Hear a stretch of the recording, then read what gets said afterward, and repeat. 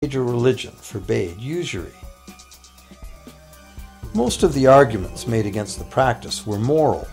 It was held that money's only legitimate purpose was to facilitate the exchange of real goods and services.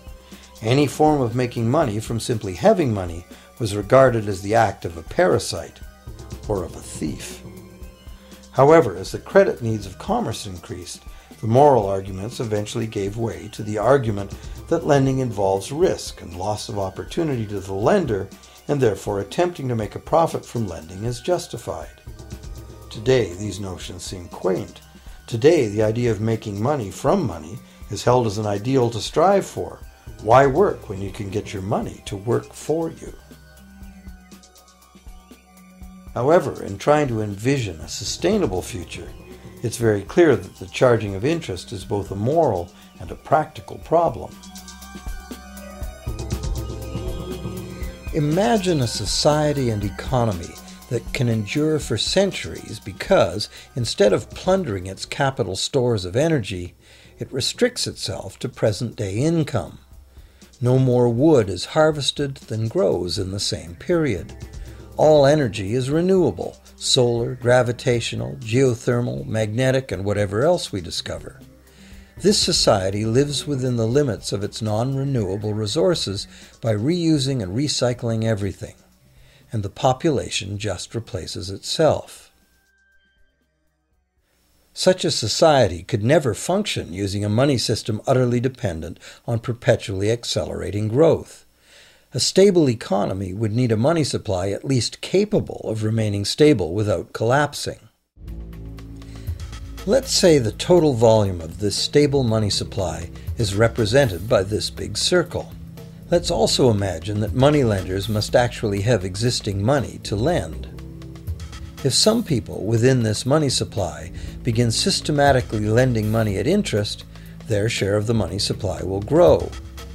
If they continually re-loan at interest all the money that gets paid back, what's the inevitable result?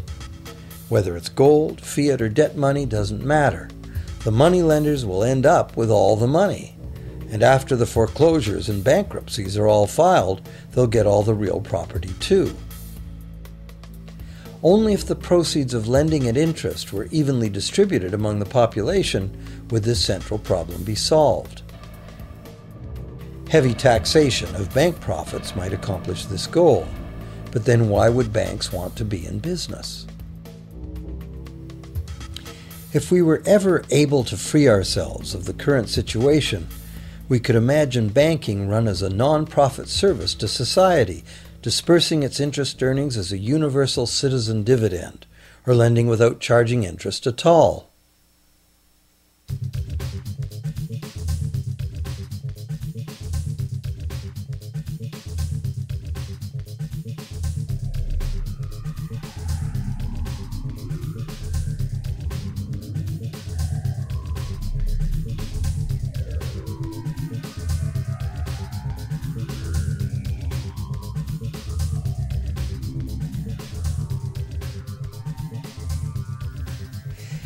If it is the fundamental nature of the system that causes the problems, tinkering with the system cannot ever solve those problems. The system itself must be replaced. Many monetary critics call for a return to gold-based money, claiming that gold has a long history of reliability. They ignore the many scams that can be played with gold: shaving coins, debasing the metal, cornering the market, all of which were abundantly practiced in ancient Rome and contributed to its fall. Some advocate silver, it being more abundant than gold and therefore more difficult to corner. Many question the need to bring back precious metals at all. No one wants to go back to carrying heavy sacks of coins to go shopping. It's a certainty that paper, digital, plastic, or more likely biometric ID money would be the real medium of trade, with the same potential for creating unlimited debt money we have now.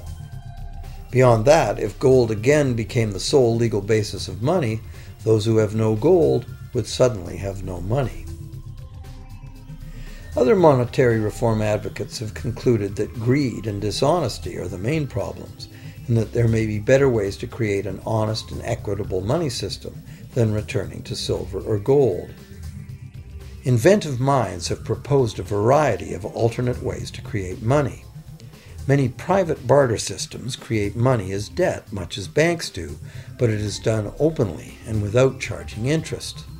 An example is a barter system in which debt is expressed as pledges of hours of work, all work being valued equally at a dollar figure that then allows hours to be equated with the dollar price of goods.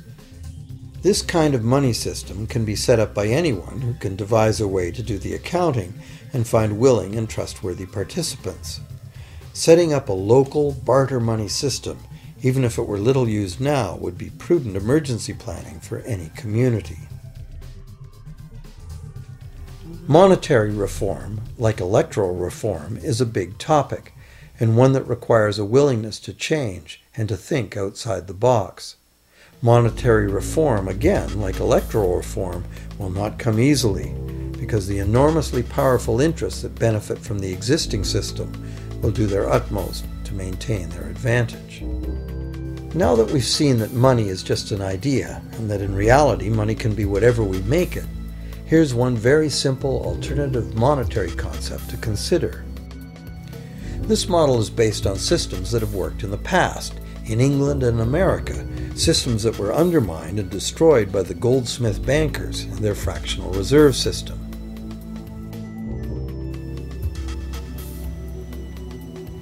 To create an economy based on permanent interest-free money, money could simply be created and spent into the economy by the government, preferably on long-lasting infrastructure that facilitates the economy, such as roads, railroads, bridges, harbors, and public markets.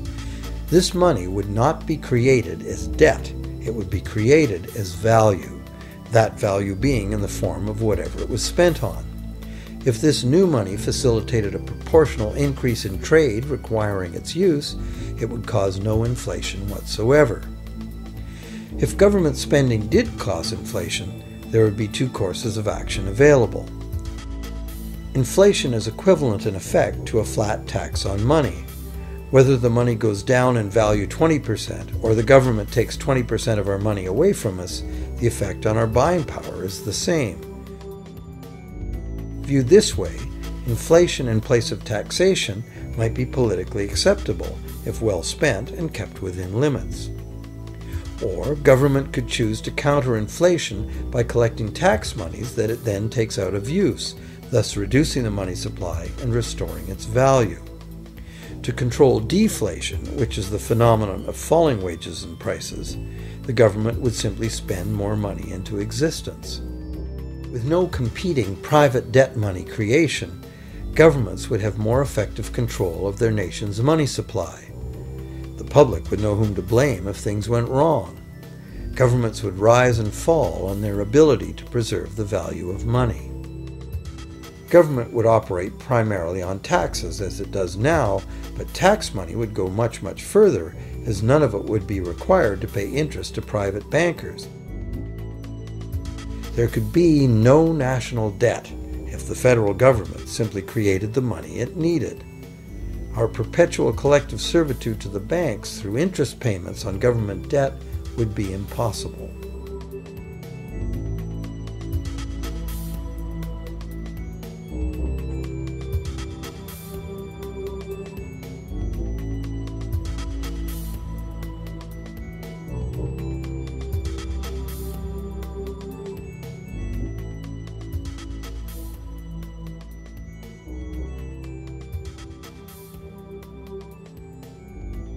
What we have been taught to believe is democracy and freedom has become in reality an ingenious and invisible form of economic dictatorship.